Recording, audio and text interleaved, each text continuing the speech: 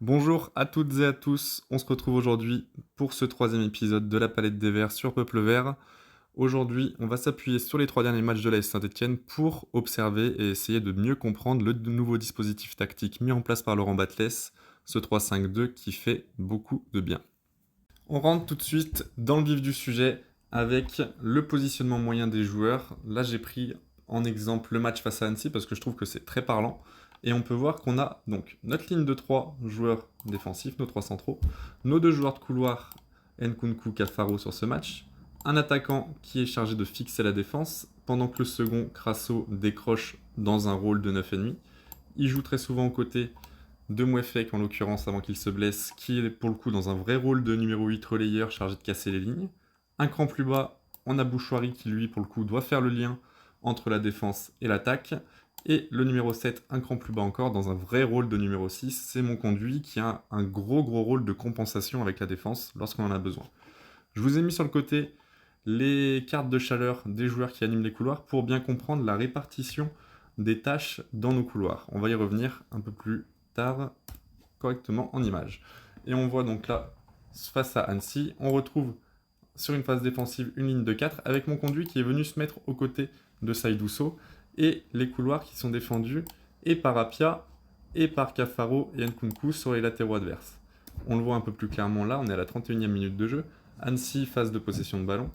On a Nkunku qui vient défendre sur le latéral adverse qui est monté, et ça nous permet d'avoir cette ligne de 4 qui continue de garder l'axe avec toujours mon conduit qui s'est faufilé aux côtés de Saïdousso. Ça a été fait un peu à outrance, mon conduit qui décrochait pour se mettre aux côtés de Saïdousso, on se retrouvait au final tout le temps avec cette ligne de 4 défensive qui garde l'axe, et sur la suite de l'action, on voit que quand le jeu bascule côté gauche, ce coup-ci c'est Cafaro qui prend l'ailier, qui prend le latéral qui est monté, on a toujours notre ligne de 4 pour défendre l'axe, c'est très solide, mais c'est fait un peu à outrance. Mon conduit le dira lui-même en interview plus tard. Il savait pas trop comment se positionner, et c'est vrai que toujours à la perte de balle, venir se positionner dans la défense centrale, c'est très compliqué à gérer parce que Saïdousso, en l'occurrence là, ne sait jamais s'il y a quelqu'un à côté de lui ou pas, et à la moindre mauvaise interprétation de mon conduit, on peut se retrouver en difficulté.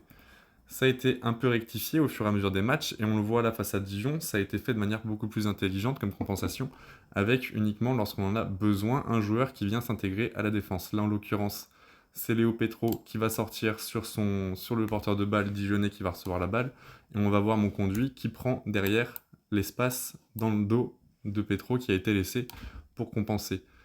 On le voit là avec mon conduit, face à Dijon, il n'y a pas que mon conduit qui a compensé, et c'est ça qui est très intéressant. On arrive un peu après, où pour le coup, là c'est Apia qui sort sur le joueur qui porte la balle, et derrière c'est Cafaro qui va venir s'intercaler pour faire le nombre, alors que dans le même temps, ici cette fois-ci c'est Bouchoirie qui a suivi l'appel de l'attaquant dijonnais qui est venu dans la surface, et c'est Bouchoirie qui est venu compenser et faire le nombre ici.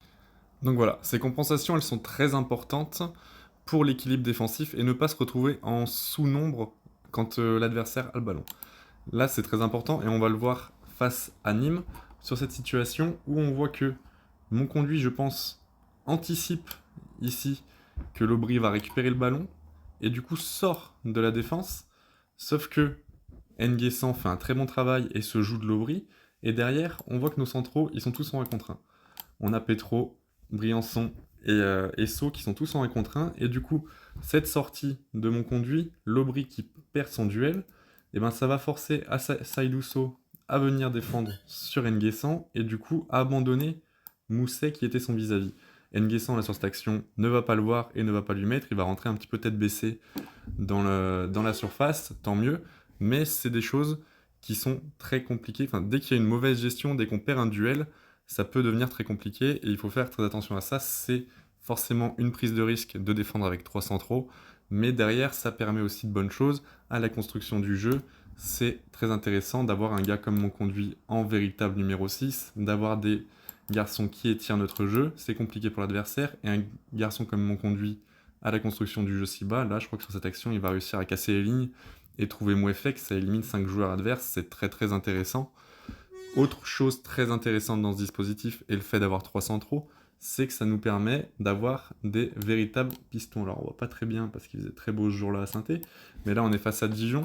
Dijon qui est avec un bloc très solide, dans l'axe, on voit que les 11 joueurs bloquent complètement l'axe.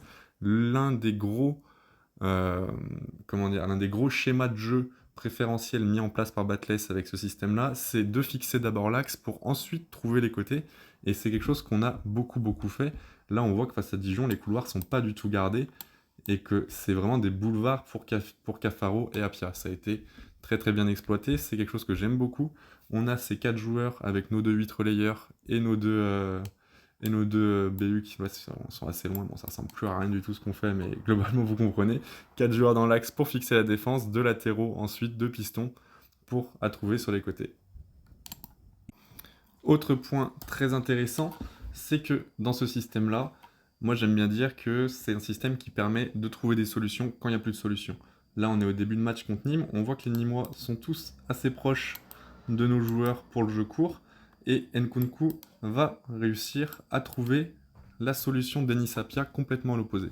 En fait, c'est un système qui permet de toujours avoir une solution à l'opposé. Saïdou So le fait beaucoup, et on a très souvent ces longues transversales de saut côté opposé, donc souvent du coup en direction d'Nkunku.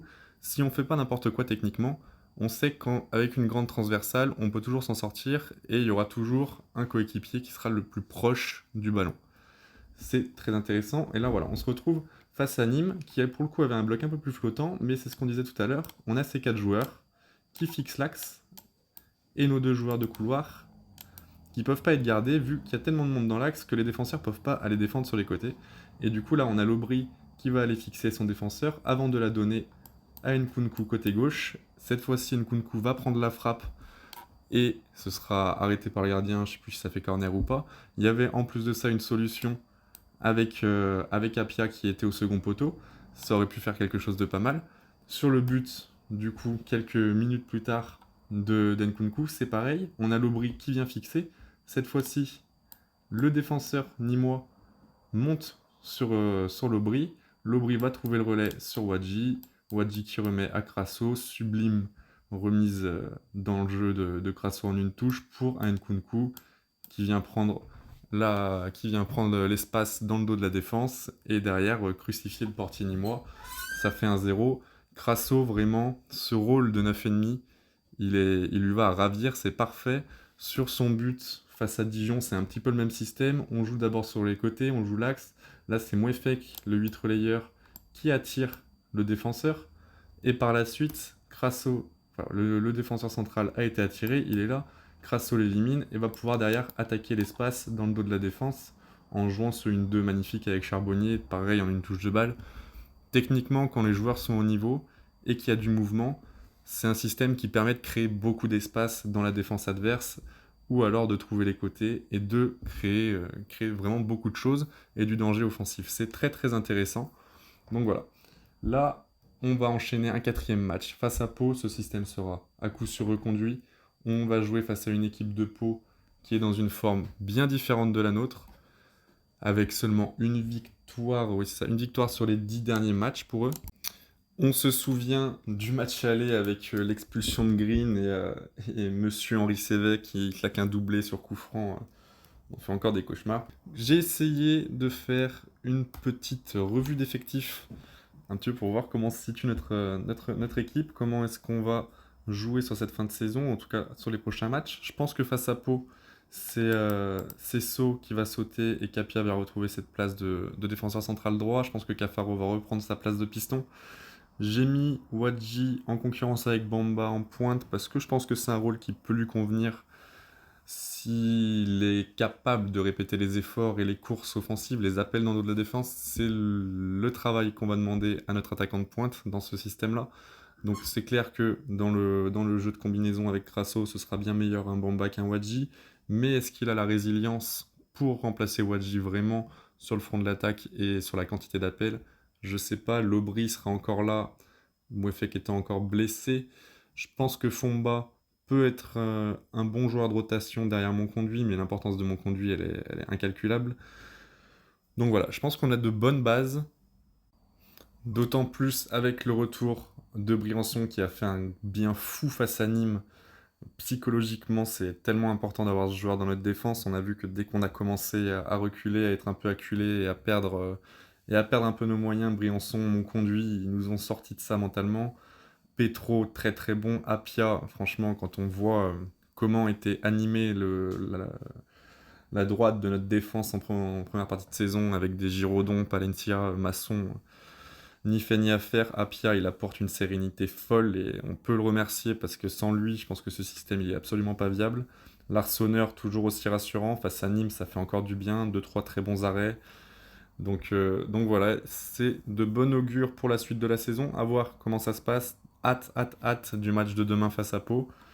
Et puis voilà. N'hésitez pas à nous dire dans les commentaires ce que vous pensez de ce nouveau système. Abonnez-vous pour ne pas manquer les prochaines vidéos. Hâte de débriefer les prochains matchs avec vous. Et puis voilà, prenez soin de vous et allez les Verts.